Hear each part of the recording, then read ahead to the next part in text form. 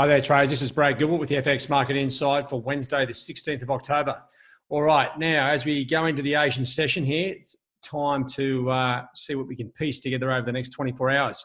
Well, I've got to say, it's still going to be a bit tricky as these geopolitical events really do ride roughshod over the market.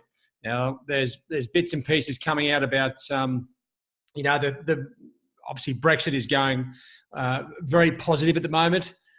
You've got US-China sort of news about global growth being at decade lows. And then you've also got more news about Trump's impeachment.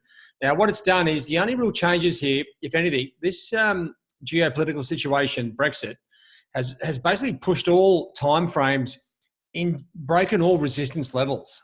All right. Now, this doesn't mean to me, usually in this situation, I'd be just frothing at the mouth, ready to get long. But this can change in a heartbeat. Now, we do have UK CPI data out. Is that going to impact? I wouldn't think so, right? This is all Brexit, right, as we run. And this is going to be like this for the next 2 weeks as we run towards that Brexit exit. Now, the rest of the pairs, the Aussies just given up a bit of short-term support. We had Kiwi CPI data strong, but then we had the RBNZ correct it and say we may need lower rates. So the Kiwi bit sideways, Aussie trading down. The rest of the pairs here, it's a bit of a lottery with what the hell is going on.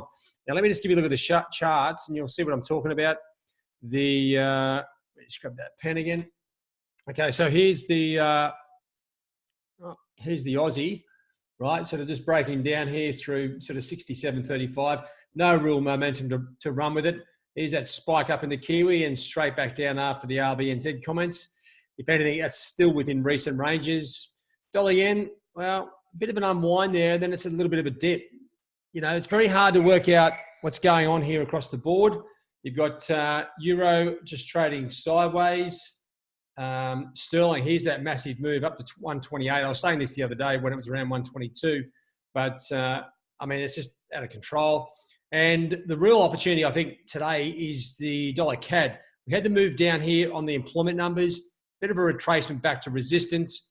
And now it's set up quite nicely for the Canadian CPI data. And that's where I'm going to be focusing my attention. I think strong Canadian CPI numbers, and you're really tracking the fundamentals here. You've got US retail sales coming out at the same time as the CPI. This is a bit of a double whammy. If we do get weak US numbers and strong CAD numbers, then we are going to see a really nice move to the downside in dollar CAD, right? We need two factors to fall into play. It's not out of reach. It's a little bit probably too much to ask for, but anything's possible. So that to me is the best structured trade for today. Unfortunately, I'm not falling in love with the trade. Even if the US numbers are weak and the Canadian numbers are strong, I'm not necessarily going to be falling in love with the opportunity until that daily trend line breaks. But you know what? At the moment, this thing has got a sort of downward bias, so it works out quite well.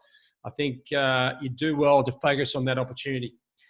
Outside of that, I mean, there's bits and pieces coming around, but it is all geopolitics. So we're looking for these very sort of micro trading opportunities. You know, that's all we've really got to work with, and that's what I'll be focusing on. All right, guys, hope that helps. Have a good trade day. Cheerio.